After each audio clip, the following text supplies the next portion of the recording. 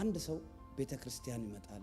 ቤተክርስቲያን አብሮ እየተካፈለ ቸርች እየተካፈለ በሆነ ምክንያት ወይ አዝኖ ወይም የሆነ ነገር ብቻ ብሎ በምክንያት ይጠፋል ከዚህ ቸርች ወይም ደግሞ ከሚያገለግልበት ወይ ካለበት ቸርች ይጠፋል እንበል። ከዛ ደግሞ ሌላ ቸርች ውስጥ እያለ የማይስማማው ሰውዬ እሱ ከቸርች ጠፋ እንበል። ምክንያት ምሳሌ ነው። ይሄንን ከልጅነታችሁ ጀምሮ አይታችኋል።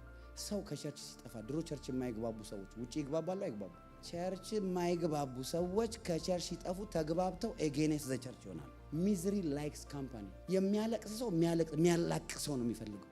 ይሄ በተዘጋ በር የሚኖሩ ሰዎች ምልክት ነው። ፍረስትሬሽን፣ ኮምፕሌን፣ እግዚአብሔር ላይ፣ ሰው ላይ፣ አገልጋይ ላይ፣ ቤተሰብ ላይ ማጉረምረም አንደበታችሁን ከምስጋና ይቀይረው። የተዘጋ በሩ ሰው ሲኖር ያ ጣፋጭ የነበረ ንግግራችሁ እባክህ እኔ ምን መቼስ ጾምኩኝ ምንም የለም ጸለይኩኝ ምንም የለም እንደው ዝም ብዬ ነው ቸርችና እንጂ አይ እስኪ እባክህ መቼስ እስኪ ለምን የተዘጋ ህይወት ውስጥ ነው። መንፈሳዊ ውጊያን አቮይድ ማድረግ አንችልም።